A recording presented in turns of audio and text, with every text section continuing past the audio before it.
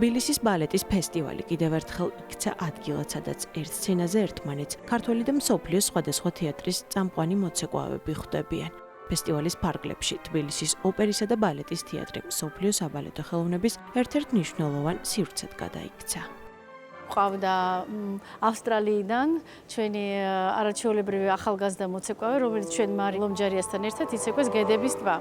შემდეგი ყავს უკვე ინგლის ნეშნალ ბალეტიდან მოწვეული სტუმრები, რომელიც იცეკვებენ მძინარებზე თუ ნახავს სპექტაკლს.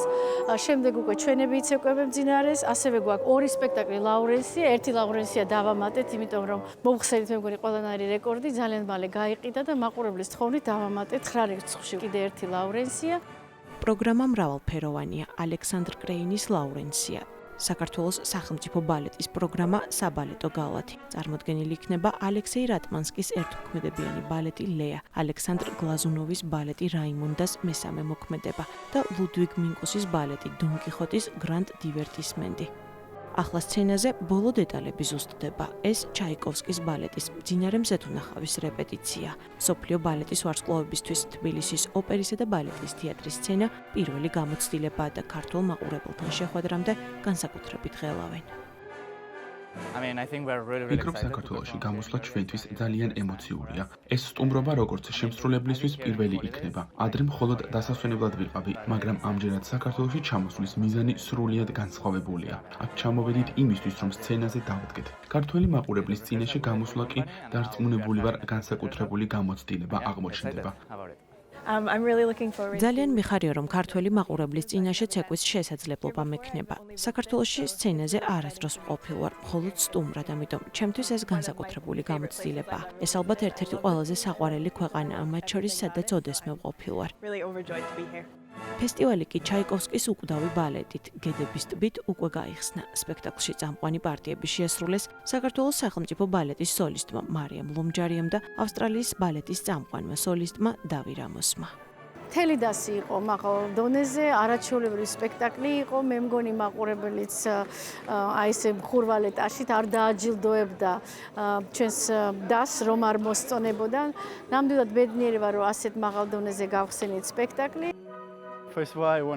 უპირველეს ყოვლისა მინდა მადლობა გადავუხადო ნინოს და მთელ გუნდს მოწვევისთვის. ეს ფესტივალი მართლაც შესანიშნავი შესაძლებლობაა ისეთი მოწვეული არტისტებისთვის, როგორიც მე ვარ. ყოველთვის არ ვარ ხოლმე კმაყოფილი ჩემი შესრულებით, მაგრამ დღეს ნამდვილად ვიგრძენი, რომ ამ ისტორიას მთელი გულით ვყვებოდი. ის ფაქტი, რომ მე ვარ პირველი ავსტრალიელი მოწვეული არტისტი, რომელიც საქართველოში ამ ფესტივალზე გამოვიდა, ჩემთვის განსაკუთრებულად მნიშვნელოვანია და ეს გამოცდილება ყოველთვის განსაკუთრებულ ადგილს დაიკავებს ჩემს გულში.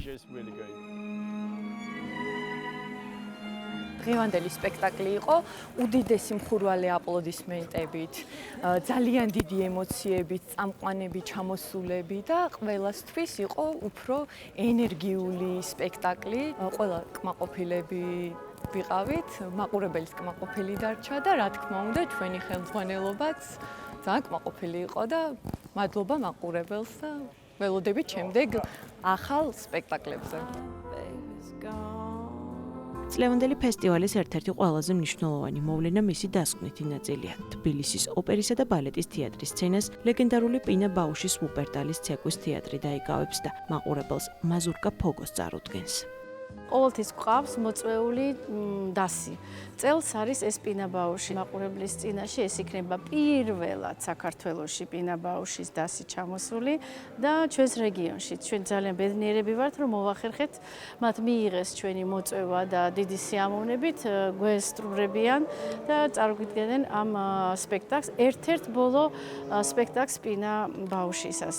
სხვათა შორის მინდა ვთქვა, რომ ძალიან საინტერესო პიროვნება იყო, ეს არ იყო მარტო ქორეოგრაფი, ეს იყო მხატვარი, ეს იყო თეატრის რეჟისორი და რაც მან შექმნა, ალბათ ეს არის თანამედროვე ბალეტის ამოყირავება. მან გააკეთა ქორეოგრაფიული თეატრი, აი როგორც დრამატიული თეატრი, ოღონდ ქორეოგრაფიაში. ეხლა ბევრი მიმბაძელი ყავს მას და მინდა რომ ჩვენმა მაყურებელმა ნახოს მისი სპექტაკლები. პინა ბაუში ამ სახელმა და გვარმა თანამედროვე ცეკვის ისტორიაში სრულიად ახალი მიმართულება დაამკვიდრა. სწორედ მისი შემოქმედება გახდა საფუძველი იმისა, რომ ცეკვა და დრამატული თეატრი ერთ მხატვრულ ენად გაერთიანებულიყო. ადამიანმა, რომელმაც ძალიან პატარა ქალაქში, გერმანიის პატარა ქალაქ ვუპერტალში შექმნა ზოგადად ახალი ჟანრი ხელოვნებაში, რასაც ცეკვის თეატრი ეწოდება და ასევე წაშალა ზღვარი ძალიან ბევრ სახელოვნებო მიმართულებებს შორის, რითიც არის აღსანიშნი განსაკუთრებით პინა ბაუშვის ღვაწლი ხელოვნების წინაშე არის ის, რომ მან შეძლო წაეშალა ზღვარი ცეკვას, თეატრს, სიმღერას, კინემატოგრაფს, ვიდეო არტსა და ბევრ სხვა მომიჯნავე სახელოვნებო მიმართულებებს შორის და დაედო საფუძველი სრულიად ახალი მიმართულებისთვის, რომელმაც სრულიად ახალი ხელოვნება შექმნა. ის ამბობდა, რომ მე არ მაინტერესებს როგორ მოძრაობენ მსახიობების სცენაზე, არამედ მე მაინტერესებს ის რა მოძრავებთ მათ. ამიტომ სათქმელი, რისი თქმაც მას სურდა სცენიდან გახდა პირველი, ხოლო გამოემსახველობითი ენა, როგორ გამოხატავდნენ იმისი მსახიობები ამ სცენაზე, იყო უკვე მეორე ხარისხოვანი. მისი შემოქმედება გავლენას ახდენდა არა მხოლოდ თანამედროვე ქორეოგრაფებზე, არამედ თეატრის, კინოსა და პერფორმანსის ხელოვნებაზეც. ბაუშის წარმოდგენები ხშირად იკვლევდა ადამიანის ურთიერთობებს, სიყვარულს, მარტოობას, შიშს, მეხსიერებას. სწორედ ამ თემებმა მის შემოქმედებას უნივერსალური მნიშვნელობა შესძინა. მას შეეძლო მოესმინა ისტორიები თავისი დასის წევრებისგან და შემდეგ უკვე ამ ისტორიებზე აეგო ქორეოგრაფია და ამიტომ არის რომ ძალიან მალე ბევრი წინააღმდეგობის მიუხედავად პინა ბაუში გახდა ძალიან პოპულარული, განსაკუთრებით ახალგაზრდებში. პრივატული საუბრები, რომლებიც ესე ინტიმურ გარემოში ვუპერტალის პატარა თეატრში ხდებოდა, ძალიან მნიშვნელოვანი იყო განსაკუთრებით მე-20 საუკუნის 70-იანი წლების გერმანიისთვის, ქვეყნისთვის, რომელმაც გადაიარა ფაშიზმის ტალღა. თანამედროვე მსოფლიო თეატრისა და ცეკვის ისტორიაში პინა ბაუში ერთ-ერთ ყველაზე გავლენიან ქორეოგრაფად. მისი შემოქმედება კი თანამედროვე თეატრის კლასიკად მიიჩნევა.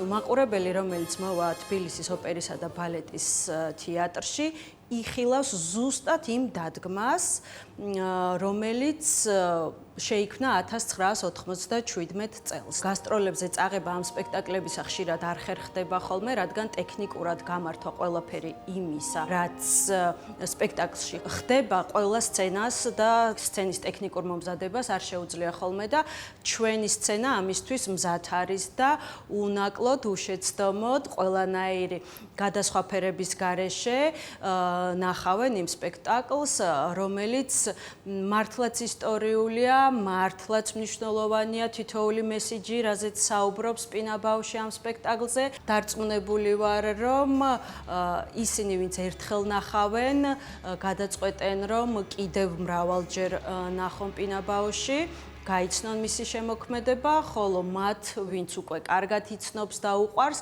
მართლა წარუშლელი დღეები და შთაბეჭდილებები ელოდება თბილისში. ლეგენდარული ქორეოგრაფის დასის თბილისში ჩამოსვლა წლევანდელი ფესტივალის ერთ-ერთი მთავარი მოვლენა. ქართველი მაყურებელი მაზურკა ფოგოს ნახვას 17, 18 და 19 ივლისს თბილისის ოპერისა და ბალეტის თეატრის სცენაზე შეძლებს.